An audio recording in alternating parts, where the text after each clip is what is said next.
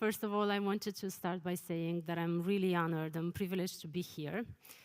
Christy knows years ago we were in the audience, captivated by all the amazing speakers that were at this conference. And for us being here today is like, I never even dreamed about it. So I'm really, thank you, Christian, for this opportunity.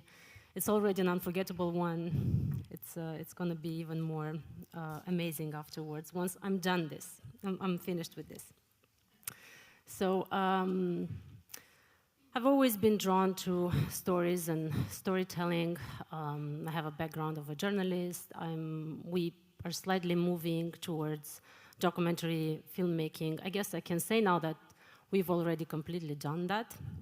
But I've always focused in my stories on the marginalized ones, on the discriminated against, on the ones that are the most vulnerable, the victims. The victims of war, the victims of human trafficking, victims of abuse, victims of torture, prisoners of illegal prisons in Transnistria, the breakaway region of Moldova. Stories about people who are mostly invisible in all the digital noise that's been polluting our ears and our eyes and minds, especially these days. I wrote about a desperate 50-year-old man who lost everything simply because he didn't want to bribe the authorities. One night he was abducted from his family and beaten until his bone cracked and forced to dig his own grave by policemen.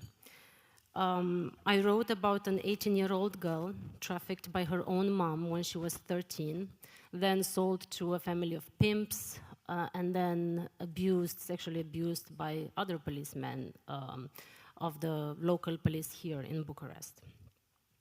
I wrote about two sisters in their 40s and 50s who were still living with their 70-year-old mother, old, scared, and frightened by their violent father, who, even though he had a restraining order against them, he would torment them with a flashlight from across the street from their house, just to remind them of the control that he still held over them. I told these stories, among others, because I always believed that if we want to point out to the evil, we need to talk about victims. Their experience was the only truth worth pursuing. I thought it was the only way to create small cracks in the walls that divide us. Good from evil, weak from powerful, poor from privileged. But what happens when the evil that you're trying to confront lives within your own family? When the darkness you've been chasing across the world is rooted inside the person who, instead of loving you the most, hurts you the most. My father is a 68-year-old man born and raised in the Soviet Union. His hair is white, his body is weak, his skin is dry and scarred, and his hands are hardened by years of unforgiving labor. If you met him in his workplace in Italy, a picturesque Italian estate, where for the last 25 years he has been cleaning the pool, making wines, trimming the lawn, sweeping the courtyard. He's basically been doing everything around that place. You might feel compelled to embrace him. His story would seem tragic to you, as it is, in fact.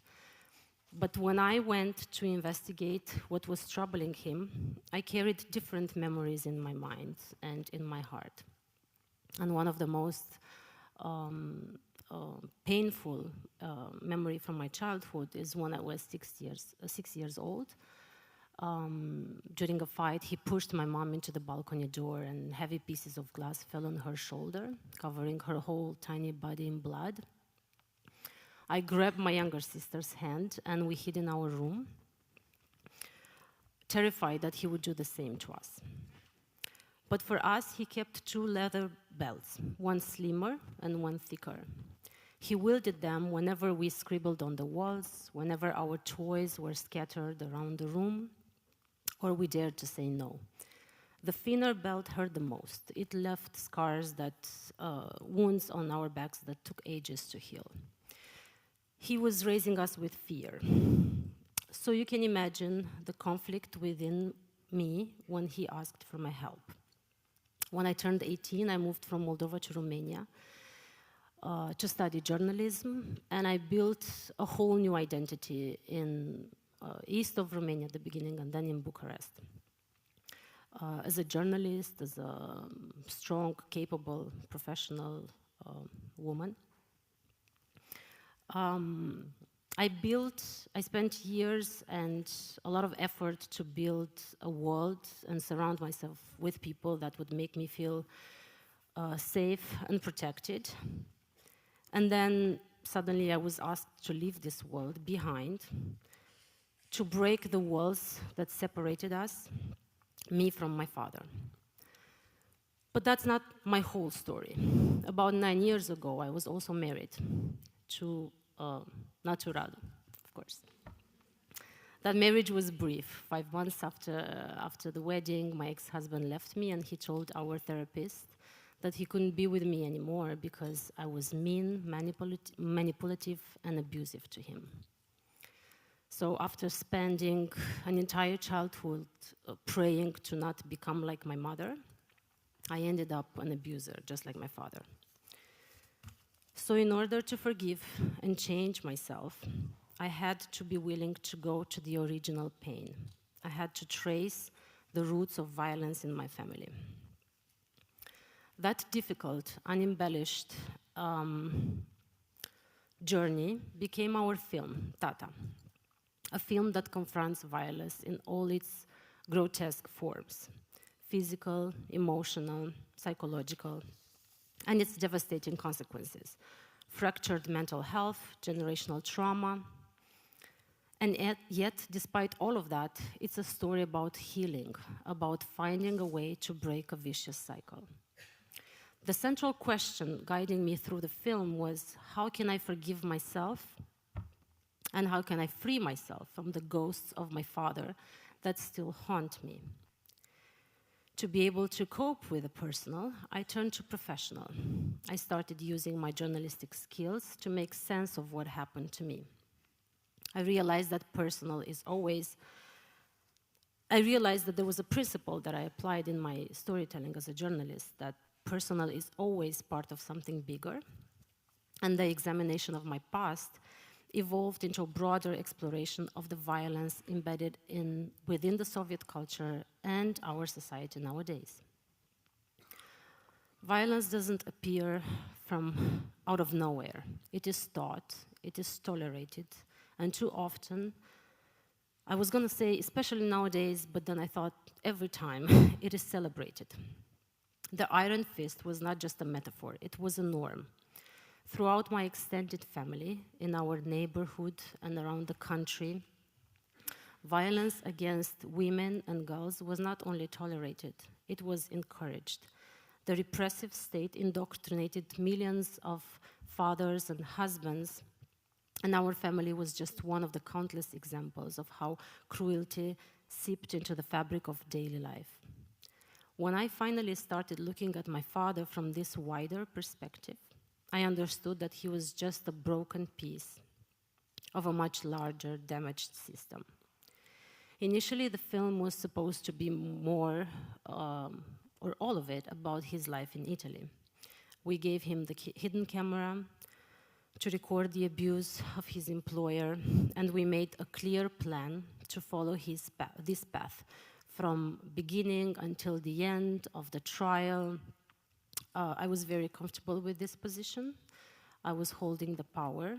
I was in control, and I was coming up the same as I did in my community, in my professional community. Competent, strong, But then I understood that if we're just following that, then we're not having an honest and complete conversation about violence and about all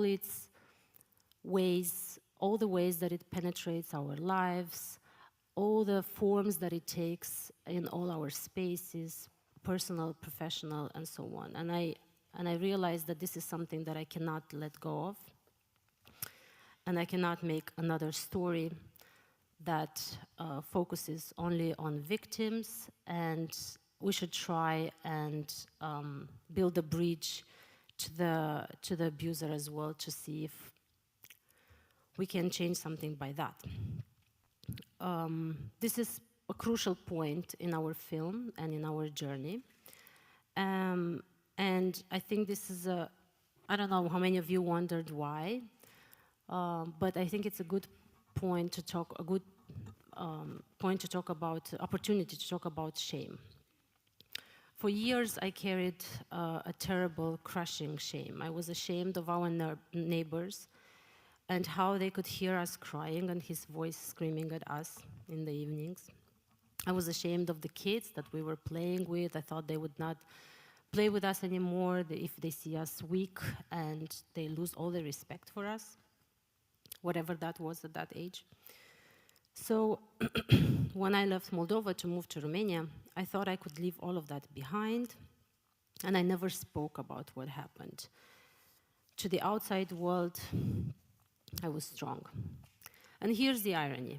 As a journalist, I spent years encouraging other people to open up, to tell me their deepest pain, their most intimate struggles, because I truly believed that by giving voice to their stories, I was helping to create change. I was using storytelling as a tool for healing, for justice. But I never spoke about myself. And it took me years to realize that hiding would not heal. Silence is not protection. It's just another form of captivity. And if I was to truly understand violence, trauma, generational trauma, and healing, I had to confront my own story, to speak my own truth. Was it terrifying?